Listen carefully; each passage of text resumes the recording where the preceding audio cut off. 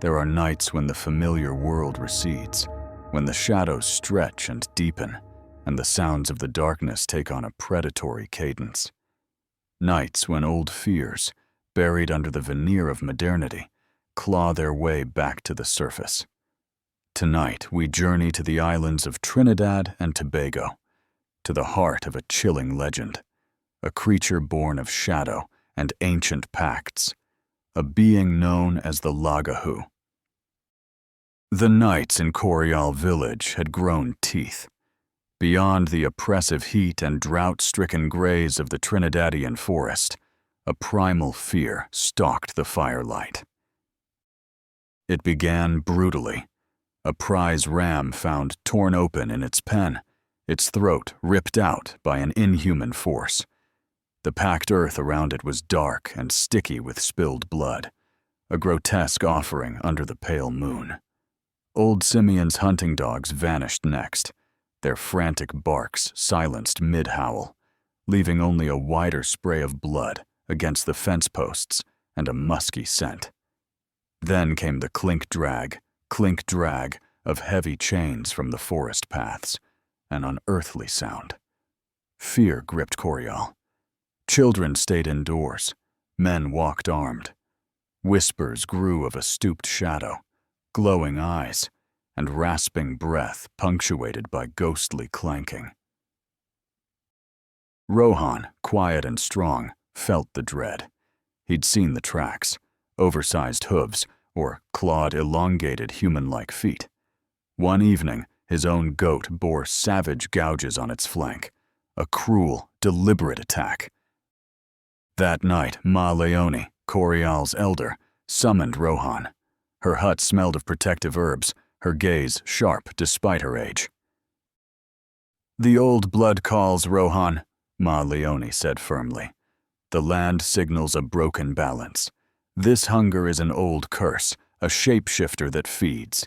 Your grandmother spoke of it and of a mark on her line. Your scar." She touched a faint crescent above his eyebrow. "You must confront it at the blighted gully. It grows bolder. Stop it, or Coryall dies." Grim resolve filled Rohan. He thought of Asha, his wife, her eyes filled with fear, of the village children, their laughter stolen. Armed only with his well-worn cutlass, Rohan neared the gully.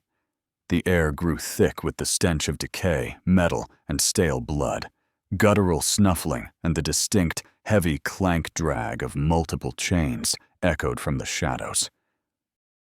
A figure emerged into the weak moonlight. It was unnaturally tall, its form mostly human-like, but monstrously distorted. Where a head should have been, a crude, dark wooden box, like a small, rough-hewn coffin, rested on its broad shoulders. One of its feet was twisted completely backward, making its gait a lurching shamble as it dragged a dead calf. Heavy iron chains were looped and knotted around its thick waist, trailing and clanking with every horrifying step. "Leave that be, creature!" Rohan's voice, though strained, carried authority. The figure froze. It dropped the calf with a sickening wet thud. The grotesque coffin box and its flickering candles seemed to dissolve, to melt into the deepening shadows around its shoulders, as if an illusion dispelled. Its entire frame began to convulse, a series of violent, unnatural spasms. Bones snapped and reformed with sickening, audible cracks. The hunched shoulders broadened further, coarse, dark fur sprouting like a plague across its skin. Its limbs thickened into powerful dog's legs, and its face stretched into a fanged, bestial snout, the flesh tearing and reforming. The eyes, those red embers he'd heard whispered about, now blazed with an even fiercer, more predatory light, burning into him. It stood now, a horrifying fusion of man and wolf, or perhaps something even older, more primal, exuding an ancient, palpable malice. The heavy chains, once around a human-like waist, were still partly visible, now seeming to merge with its monstrous form, as if fused to its very essence. Rohan, despite the terror that threatened to buckle his knees, tightened his grip on the cutlass until his knuckles were bone white. What are you?" he managed to shout, his voice a ragged tear in the suffocating quiet. The creature's chest rumbled, a sound like boulders grinding together in the belly of a malevolent earth. When it spoke, its voice was not one, but many. A chorus of 1,000 dying screams, a bestial snarl that clawed at Rohan's sanity. "I am the darkness," it gnarled, its red eyes searing into him. "I am the coffin bearer, the chained one. I am the hunger that never sleeps. I am the howling of 1,000 forgotten deaths. I am Lagahoo." Lagahoo, a whisper passed down through generations in the humid nights of Trinidad and Tobago. What Rohan faced in that blighted gully was no mere beast, no simple spirit. It was an entity woven into the very fabric of the island's folklore, a creature of terrifying adaptability and ancient power. The legends say the Lagahoo, or Lagahoo as it's sometimes known, is a cousin to the French loup-garou, the werewolf of European nightmares, its myth carried across the Atlantic, taking root and twisting into something uniquely Trinidadian. It is the island's own terrifying iteration of the universal shapeshifter, that primal fear of the beast that walks in human skin, or the human who succumbs to the beast within.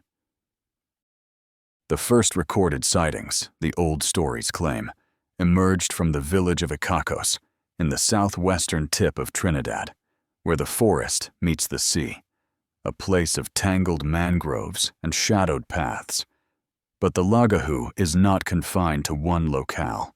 Its chilling presence has been felt across the islands, a lurking dread in rural villages and lonely stretches of road, anywhere the night is deep enough to cloak its passage.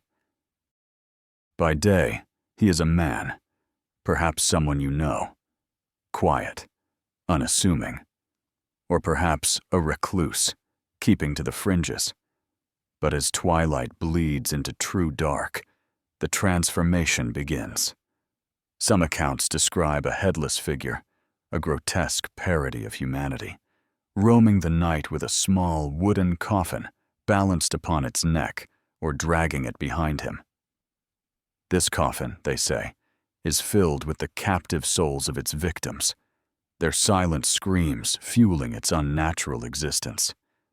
3 lit candles often flicker atop this grim burden, casting an eerie glow on its horrific form. And always the chains, heavy iron chains looped around its waist, their ends trailing, clanking, dragging, a constant menacing announcement of its approach. Often, one of its feet is said to be twisted unnaturally backward, forcing it into that distinctive, lurching gait Rohan witnessed. And sometimes, it is seen flicking a spectral whip, a tool of torment, or perhaps a symbol of the dark master it serves. The Lagahoo is not merely a monster of instinct. Many believe it to be an Obeah, a practitioner of potent folk magic, who, in a desperate pact, sold his soul to a dark, unnamed power from the depths of the spiritual world. In exchange for formidable abilities, shape-shifting, unnatural strength, and extended, tormented life, he became this thing, a servant to forces that demand a constant tribute of blood and fear. It is said to be a bloodsucker, craving the life force of its victims, with a particular hunger for the liver and, of course, the blood of any human or animal unfortunate enough to cross its path. It is not particular about its food source, livestock, pets, lone travelers. All are potential prey. The dense, humid forests of Trinidad, the sprawling, abandoned cocoa estates, the remote villages nestled in the northern range mountains. These are its hunting grounds, places where the rustling of leaves in the night breeze can easily become the whisper of an approaching chain, where the darkness itself seems to watch with hungry eyes. Its powers are formidable. Beyond the man-like form, it can shift into various animals: a snarling black dog, a wild, powerful horse, a monstrous goat, its eyes burning red.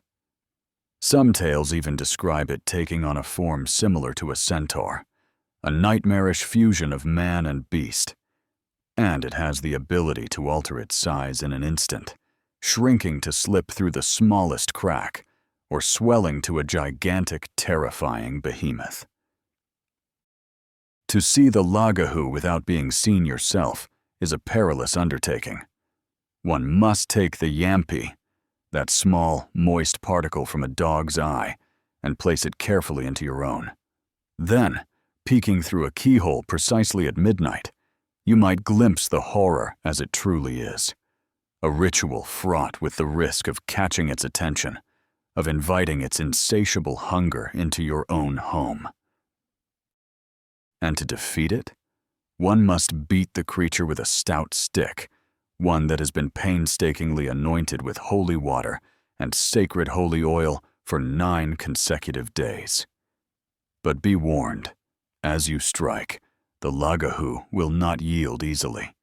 It will writhe and shriek, its form convulsing, shifting rapidly through a menagerie of beasts: a snarling dog, a bucking horse, a spitting cat, a charging wild bull, even transforming into thunderous waves of black water that threaten to drown you.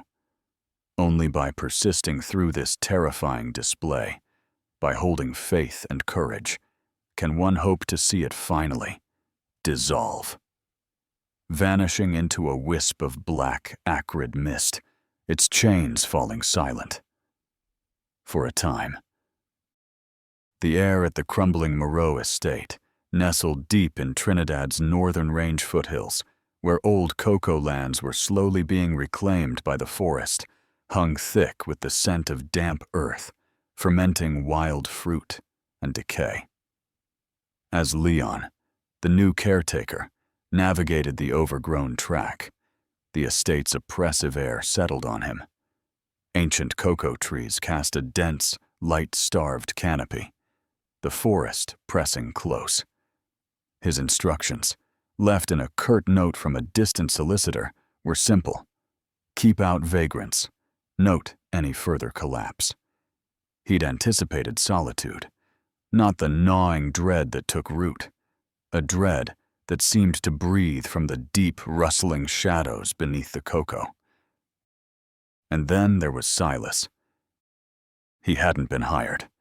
Silas had simply materialized one dusk, a lean shadow detaching itself from the impenetrable undergrowth where the tended cocoa met the wild forest. He offered no explanation, just a silent nod before occupying a dilapidated outbuilding, once a cocoa drying shed, its roof patched with salvaged galvanized tin. He moved with an unnatural, fluid grace, his eyes dark, absorbing the dim lamplight, reflecting nothing. He did odd tasks, clearing bush, mending sections of the collapsing veranda, always in that unnerving silence. Old Mama Ola, who lived in a tiny board and tin ajupa further down the mountain track, paused one morning while selling Leon provisions. Her gaze, clouded but sharp, drifted to the endless, shadowy expanse of cocoa. "Them old cocoa pieces, son," she'd rasped, her voice like dry leaves. "They hold spirits older than any blight. Things that got needs, especially when nightfall heavy." Her eyes flickered toward Silas's shed, a knowing, unsettling glint within their depths. The nights grew worse. Guttural snarls echoed from the deep woods, too deep for any wild hog. Leon found huge, splayed tracks near his cottage in the morning, claw marks distinct in the red dirt, always leading back into the estate's suffocating darkness. A faint, coppery, gamey scent began to cling to Silas. Once, Leon saw him at the coco's edge near twilight, head bowed, lapping at something dark staining the leaf litter. When Silas looked up, his lips were stained, and for a horrifying instant, his eyes seemed to glow with a dull red light. It was then he started barring his door at night, his grandfather's rusty cutlass his only comfort. The chorus of cicadas did little to soothe the tension. One night, a sound tore through the oppressive dark, a frantic, high-pitched bleating, likely one of Mama Ola's goats, followed by a sickening, wet tearing. It came from her small holding. Fear warred with obligation. Cutlass in hand, kerosene lamp casting flickering shadows, Leon plunged into the humid night. The broad cocoa leaves brushed his face like clammy hands. Mama Ola's ajupa door was ripped from its hinges. Inside, chaos. Her meager belongings were strewn about. A dark, viscous pool spread on the dirt floor. Mama Ola was huddled in a corner, whimpering, her arm a mangled ruin. "It came," she choked, blood bubbling on her lips. "The forest dark. It come for its due." A shadow blotted out the broken doorway, impossibly tall, its outline shifting against the moon-dappled cocoa leaves, 2 pinpricks of crimson burning within. Silas, but not Silas. The figure in the doorway seemed to swell and contort, a sickening sound of bones grinding and reseating filling the small hut. Silas's human frame rippled and stretched, limbs thickening to grotesque proportions, his silhouette becoming hulking and brutish. His skin appeared to darken and toughen, like old hide. His face, caught briefly in the lamplight, was a mask of inhuman fury, features pulled taut and distorted. His mouth a rictus, revealing teeth that glinted long and sharp. The red eyes burned with a cold, predatory light. The Lagahoo, creature of Trinidadian midnight tales, stood before them, a monstrous distortion of the man he had been. It took a step, red eyes fixed on Mama Ola. Leon screamed and lunged, swinging the cutlass. It struck something like iron-hard muscle. The creature shrieked, a sound both animal and utterly alien, recoiling as its claws tore across Leon's shoulder. He stumbled, the lamp clattering, its flame extinguished, plunging the hut into near darkness, lit only by those 2 hateful, glowing embers. A sickening crunch, a choked gasp from Mama Ola, then her faint, dying whisper, "Leon, boy, shouldna interfere."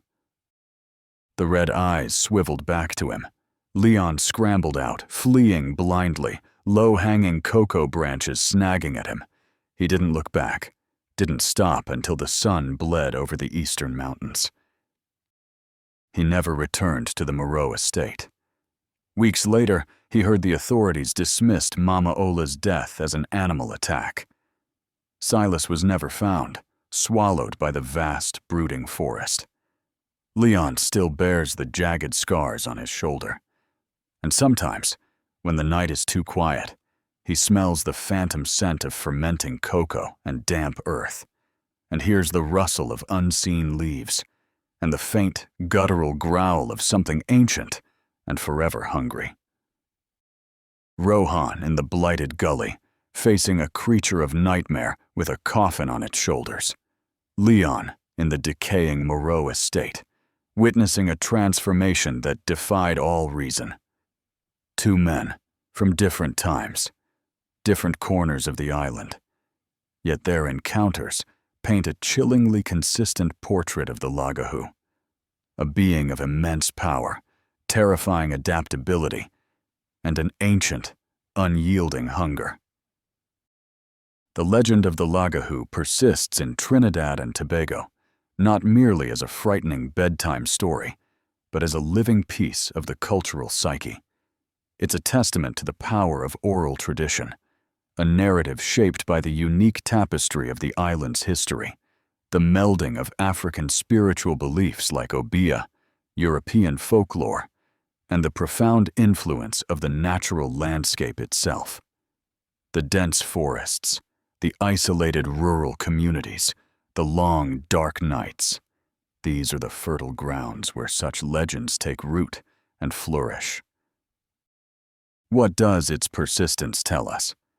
Perhaps it speaks to a primal understanding that the veil between our world and something else is thinner than we like to believe, that shadows can indeed take form.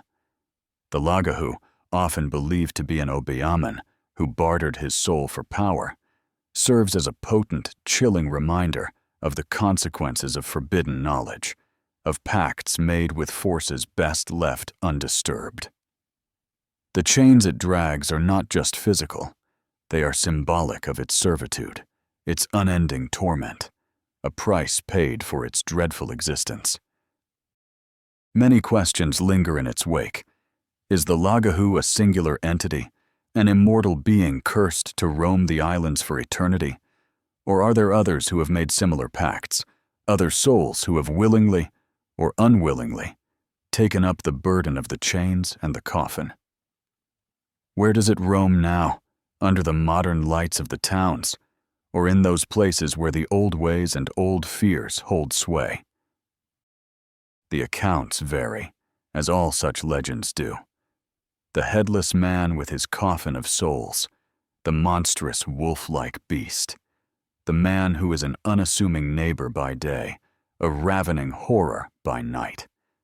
This ability to shift not just its form, but the very details of its legend, only adds to its terrifying power. It becomes a symbol for the unknown, for the darkness that can lurk just beyond the familiar, or even within it. So, the next time you find yourself on a quiet Caribbean night, and the air grows still and heavy, when the only sound is the rustling of leaves or a distant rhythmic sound you can't quite place,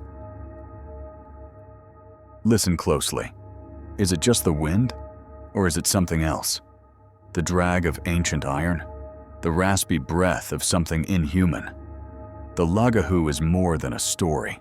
It's a chilling possibility that walks on the edge of perception, a lingering shadow in the vibrant tapestry of the islands. A reminder that some legends are best left undisturbed in the darkness from which they came. For the hunger of the Lagahoo is eternal.